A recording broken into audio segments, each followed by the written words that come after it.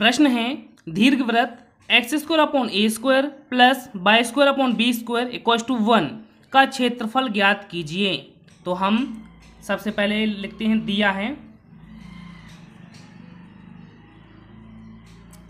दीर्घवृत्त का समीकरण।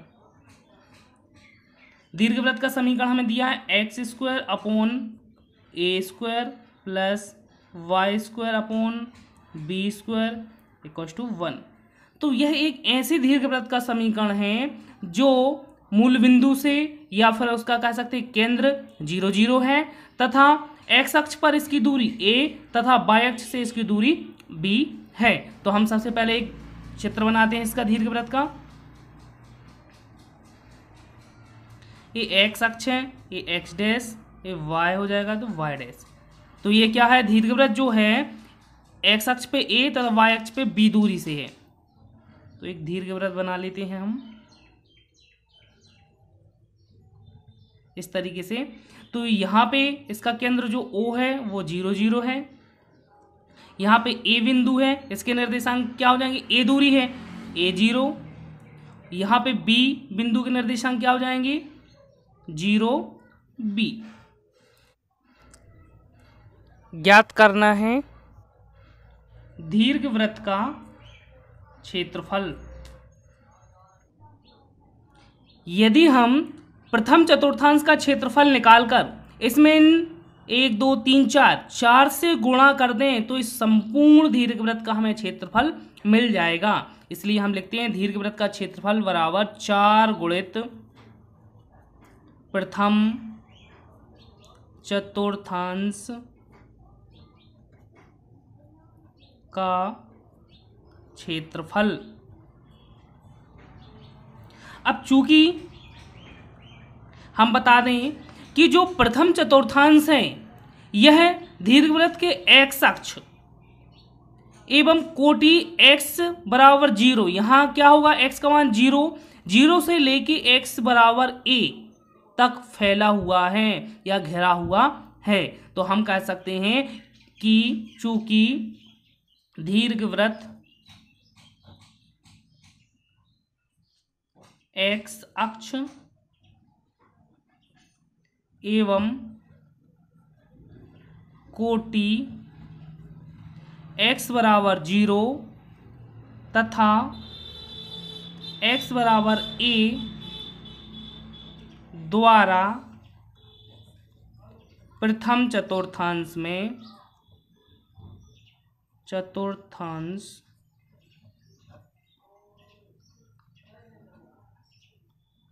स्थित है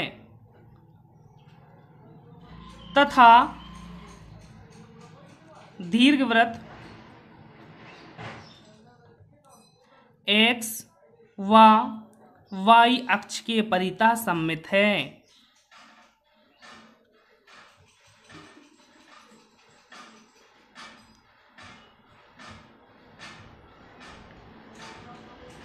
सममित है, इसलिए दीर्घवृत्त का क्षेत्रफल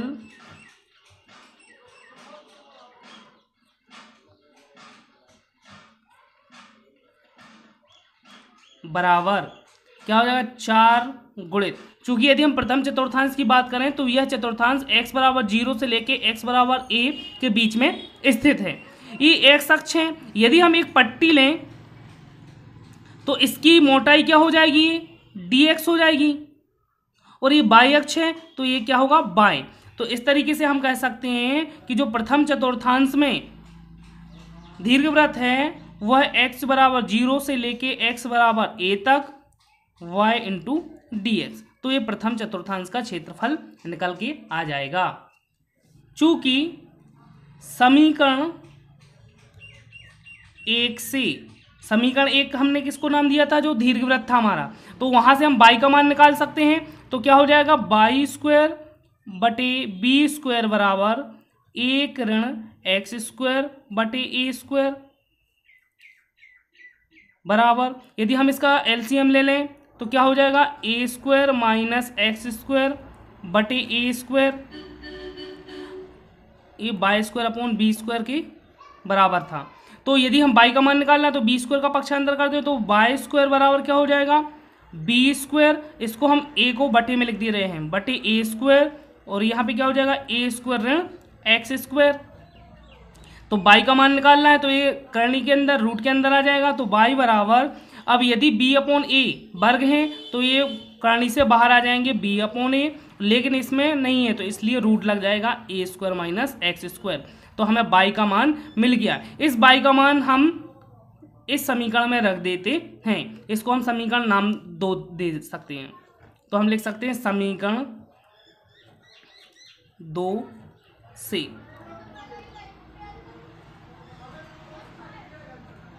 दीर्घवृत्त का क्षेत्रफल बराबर 4 गुणित 0 से a y का मान क्या आ गया, b upon a root of a square minus x square into d x. 4 गुणित, यदि हम b अपॉन ए को बाहर निकाल दें तो b अपॉन ए, क्योंकि ये अचर है, 0 to a integration root of a square minus x square into d x. इससे पहले वाले प्रश्न में हमने इसको पुट के द्वारा x का मान रख के इसको हल किया था। इस प्रश्न में हम चूंकि जानते हैं इसका एक सूत्र होता है तो हम सूत्र के द्वारा इसको हल करते हैं। 4 गुणित b बटा a, चूंकि integration 0 to a root of a square minus x square, तो हम integration a square minus x square root के अंदर इसका फॉर्मूला जानते हैं, तो हम वैल्यू रखते हैं x बटा 2 root of a square minus x square plus a square बटा 2 sine inverse x upon a, limit क्या जाएगी 0 से a।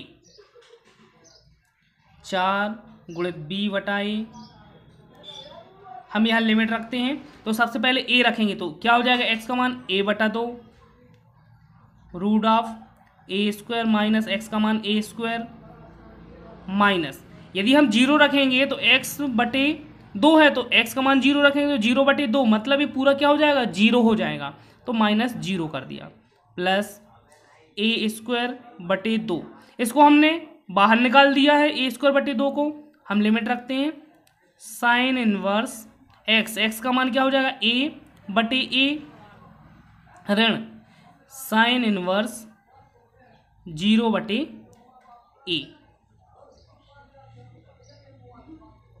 4 गुणित b बटे ए, यहां देखते हैं ए स्क्वायर माइनस ए स्क्वायर 0 हो जाएगा तो ये सभी क्या हो जाएगा 0 हो जाएगा, और माइनस 0 तो 0, यहां से क्या आ जाएगा ए स्क्वायर बटा 2 इंटू साइन इनवर्स ए अपॉन ए, तो ए से कट जाएगा तो क्या हो जाएगा साइन इनवर्स 1 ऋण, यहाँ पे क्या 0 में ए से भाग देंगे तो 0, साइन 0 क्या होता है 0 होता है, तो साइन इनवर्स 0 भी 0 हो जाएगा। 4 गुणित b बटा ए, चूंकि साइन इनवर्स 1 का मान क्या होता है पाई बाई 2, माइनस 0 हो जाता है तो पाई बाई 2 आ जाएगा।